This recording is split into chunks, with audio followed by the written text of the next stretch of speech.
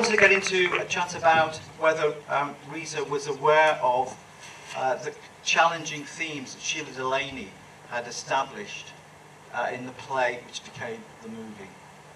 Well, I'd heard a lot about the play. I hadn't seen it, and I knew it got a lot of press, and people were a little afraid of the content.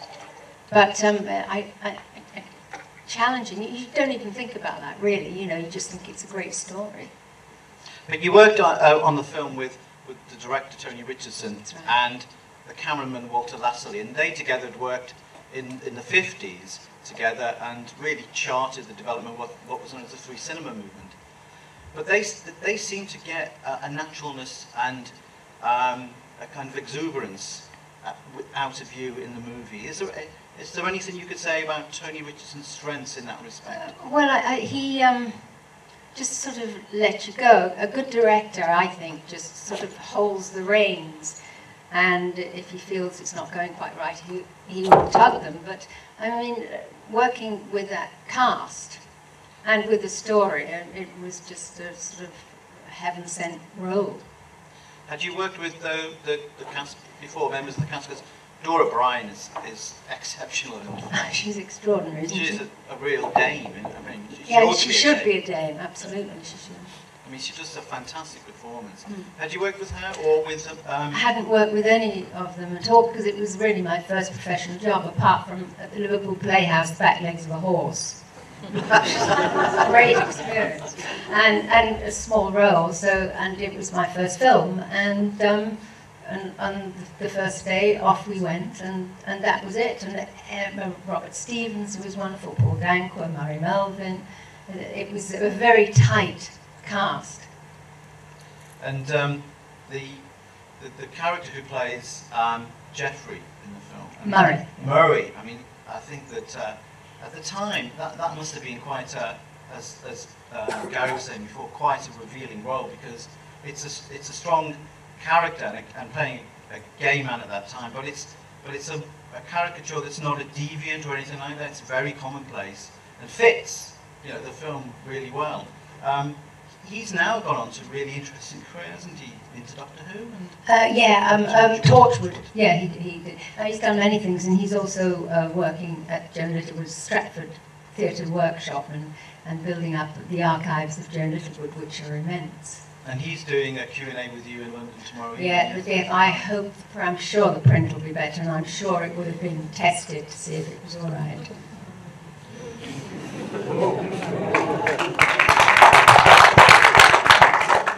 I mean, some of the origins of the film are in Joan Littlewood's theatre in Stratford.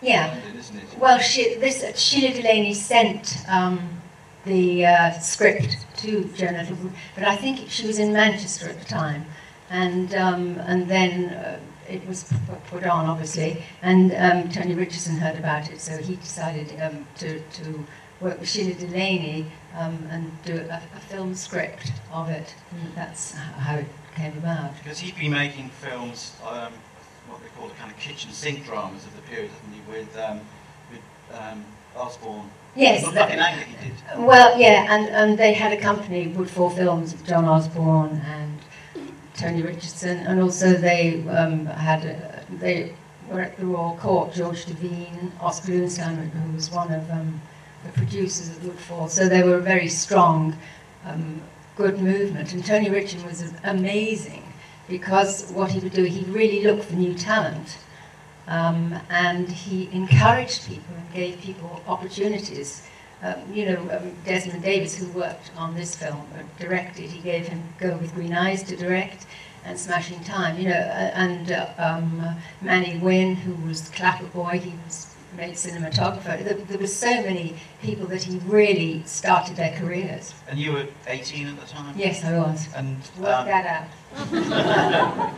And how did Tony Richardson find you, or did you find him? Well, it was the Daily Express, can you imagine, that found us, because there was a story in the Daily Express that John Osborne and Tony Richardson's company were doing Taste of Honey. They were looking for an unknown to play the role of Joan at Taste of Honey. I was working backstage at Liverpool Playhouse, and so I wrote a letter And I got a reply saying, if you're coming to London, you're going to come to London. And Mum said, we're going. And I went and I met Tony Richardson and did a sort of scene from the script and some improvisation. Came back, then I got another call to say, will you come and do another audition and then film test. And then I waited a while, and then I heard I'd got the part. And it's that kind of thing, and I've said it so many times. I was told on the phone, and when I put the phone down, I thought, did he say, you've got the part? Or you haven't got the part? And when I got home, my mum said, oh, she was so excited, and my dad, you know, so that was it, that was the start. And can you remember back to what it was like on those first days on the set, moving from doing theatre to doing movies, and a different kind of crew? And I just felt so comfortable because I'm passionate about film, and I never really thought about film. I just wanted to act, and suddenly, when the first day of shooting, which was on that ship, actually, it was the first day, and it just seemed like I was home. I loved it, and still have the same love for film. I mean, you can tell from that film that the camera loves you. You know, I mean, I think they also spotted how the cameraman, or maybe Tony Richardson, but the close-ups of your faces, which they used quite 4 or 5 times in the film. I mean, they captured something in you which obviously kick-started your career in film. Well, without Tony, I wouldn't have had it. But I just think there's something magical about the camera. Some people are very uncomfortable with it, and I think if you let it, and I don't mean consciously, but I think it can go to your soul, and it's just something between you and the camera, and you don't want to sort of delve into what it is, but I love the camera. I mean, I'm thinking about the fact that this is the 50th anniversary of the film. I was only 2 when I made it. It is amazing how the storyline from the very early 60s, you know, about race and class and sex, it really does set up the 60s as it became, because the themes that they got going in that film are remarkable.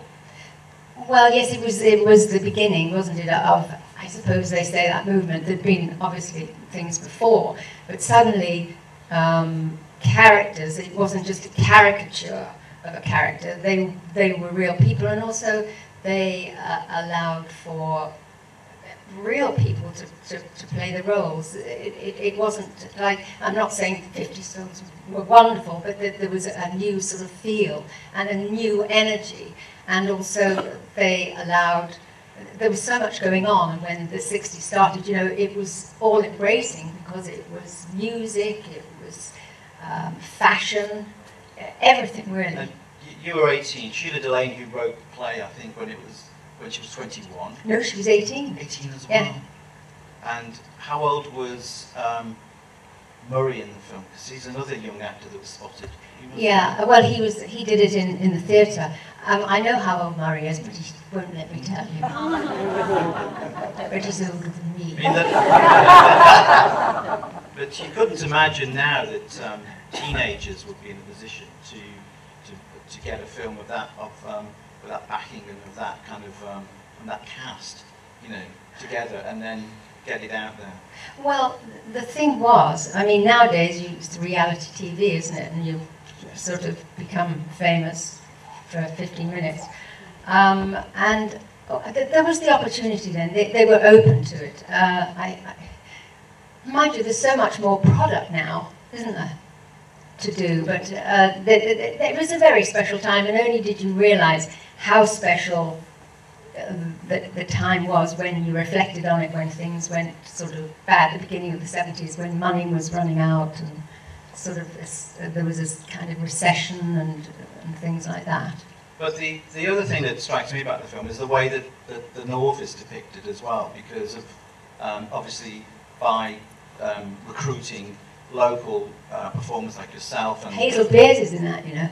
She's one of the kids. The MP? She's one of the kids when she's running to go off to get married. No, I bet she claimed her expenses even. The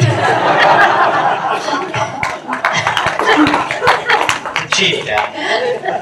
But But it's interesting you mentioned her Hazel Behrens as a child, because one of the things just watching it now that I sort of clock into is the way that the northern children's songs are used as a kind of chorus right through, and I think that's such a very really creative decision that was taken there, and it gives a real interesting tone to the film. Yeah, it's lovely, isn't it? And there's so many lovely songs that we've lost, actually, haven't we? Starting with the Ali Ali O and all of that, and it carries all the way through. Well, we've been chatting a bit here, but we'd really like to open it out to the floor and get some questions from yourselves. There is a mic, I think, that's going to rove around, but if anyone wants to ask a question here of Rita, please put your arm up as high as you can. And oh, here we are, front row again. Hello, Rita. Congratulations on making the Taste of Honey. That was a splendid performance. Thank you. Very controversial film. Only the other night I was watching a DVD of a film you made in '72 called Straight On Till Morning. Yeah. And that was very controversial at the time. Were you aware of, when you were making them two films, two films are very different, but were you aware of the deep impact that they would have when you were making them two films? I like a good story, but you don't think about that, because you don't make something to shock, really. At least I don't, perhaps some people do, but I don't think about that. I just think about the whole story and also the role, and that's what sort of gets me hooked. Okay, thanks.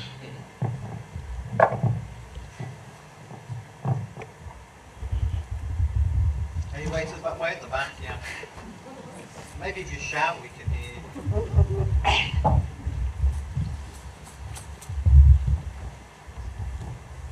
Hello, Rita. Hi. How do you feel after 50 years that the work you did so long ago is fresh, relevant, and you have a huge audience to watch? I feel very nice about it, and I'm glad I'm still able to see it. I don't know, it's great to do something that people are touched by, or come to you and say, it meant something to me, or it changed my life, or things like that. That's what's so gratifying. And when I'm sitting here when I'm 100, I mean, that's the whole thing, isn't it? The thing about making a film is you always, of course, you don't set out to make a bad film, and sometimes critics will have a go at things like that, but you believe in it when you're doing it, and if the story gets across and it moves people, then that really is great, that you've got the whole thing across.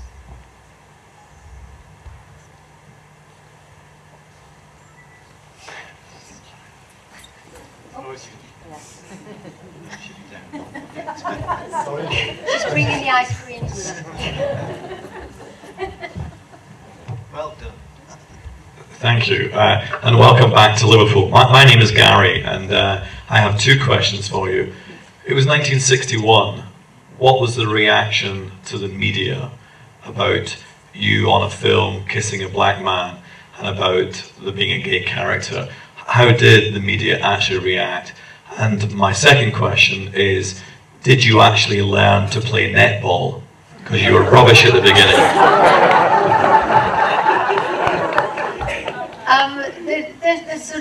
The thing is, let's forget that already the play had been in the theatre, so there had been the initial reaction to it, and then there were certain countries that banned it. I know New Zealand wouldn't take the film. In South Africa, I think you had to be a member of a film club, but many years after it had been released, to see the film. But it did cause a lot of interest, and but I didn't think about that. I was very naive, and you don't really, until afterwards, and then there was sort of fuss about certain things in the content of the film. And regards playing netball. Didn't you think I was good? I think I was brilliant. Well, Well, I think Liverpool's hosting the World Netball Championships later this month. Count me in. So surely use of the trailer, at least. How to do it. There was a question. Someone had their hand up in the middle. Yeah.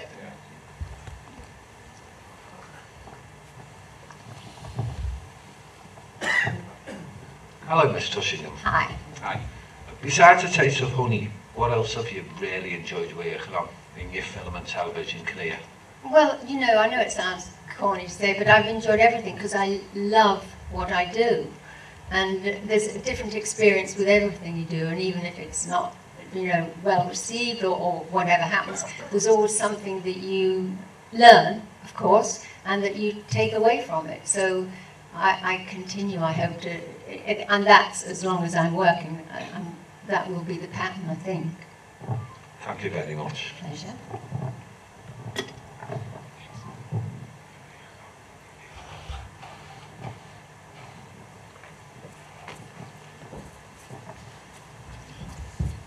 Oh, there we are. Yeah, sorry, there's a big light in my face. I can't see that side so well. I was just wondering if you had any future roles coming up, any other projects? Yes, I start a film in 10 days' time called The Wee Man, based on a true story about Paul Ferris, who was, I suppose you describe him as a gangster in Glasgow in the 70s and 80s. And so I'm doing that, and there's a film coming out soon called Outside Bet with Bob Hoskins, and an independent British film made for tuppence called Sea Monsters, which was an interesting film to do because it was with a lot of young actors, and that's, for me, is always great, all the new talents coming on. So yes, there's a few things, starting one and two to come out. Thank you.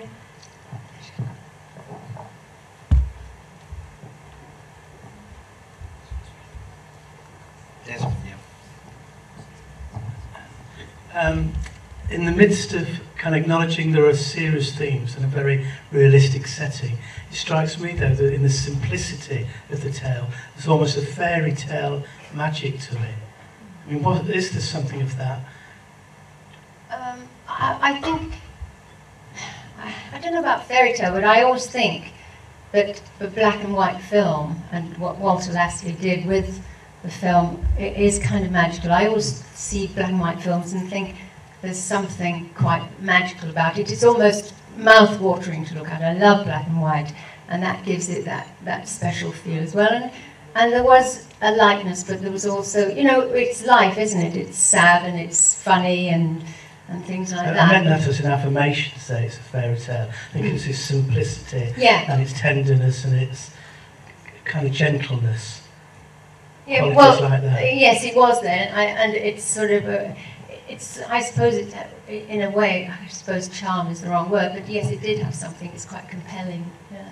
It also works like cyclically, like fairy tales work, because it starts with the mother and the daughter together, and then you think they're going to go their separate ways, but at the end, they're back together again, and you get a sense that it'll continue in that way, which is a lot how fairy tales tend to work as well. It's just another layer of its complexity, I think. It's got this very strong themes, very realistic setting, and yet there's this other layer, just the richness, one aspect of the richness of the film. I suppose that's a good story though, isn't it? That's why they hold up films with a really strong story. I think also, because the filmmakers at the time were beginning to actually go out into particular settings, like in Salford and in the northwest, because they were able to go out with smaller equipment, smaller cameras, and they could get amongst everybody. You know, the Blackpool scenes where they're walking along the promenade, and then in the fair, etc. You know, you get something a lot different from studio set films, which were really the norm in the 50s.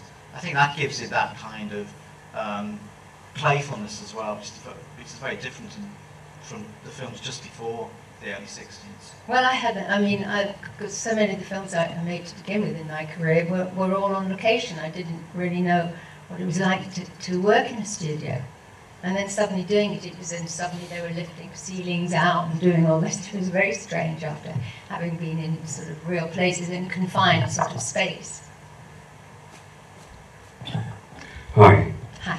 As a writer and a playwright myself, one of the main things that you try to do is to try and create really good characters within the play or when writing a film script. How important was Shelagh Delaney's input in the film towards characterisation?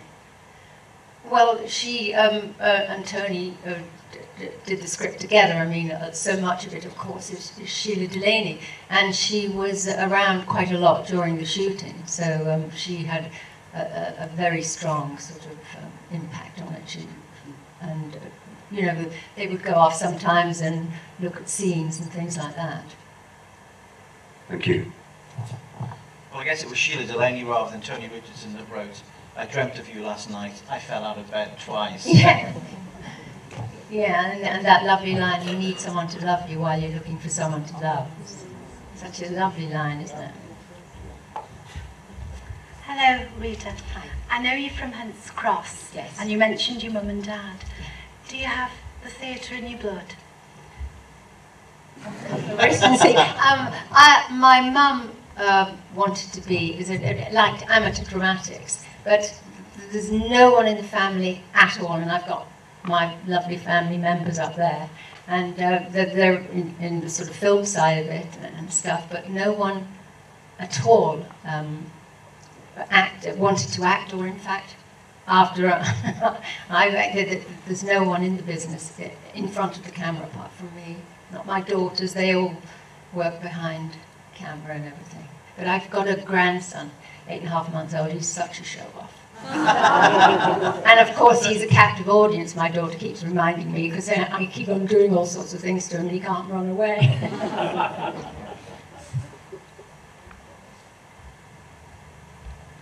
Well, I know we've got to finish soon in here because they've got another movie in here. Let's hope it's better. So I'd just like to thank Rita for coming this evening to talk about the film and the background to it and her experiences of it. And obviously thank Homotopia for putting on the evening and FACT for being the venue. And we apologise again for the state of the print that was shown. But I think we covered a bit with the DVD.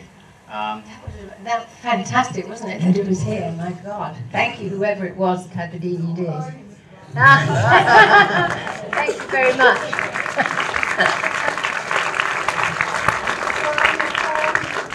I will sign it for you. I'll give you a kiss as well. And shameless plug, I once worked with Rita on a movie, and I really always urge people to go out and see it. It's called Under the Skin, and we made it in Liverpool in 1996 or 5? No, it was 1996, yeah. And it was a fantastic experience to be involved with Rita because she's an exceptional actress and a really wonderful person as well. And so lovely. And I'm not a lovey, and I mean that. I'd just like to thank Rita. I'm sure you'd like to thank her for this evening, and we wish her all the best for Monday when she's talking about the movie in London at the British Film Institute and for all her future films. Thank you.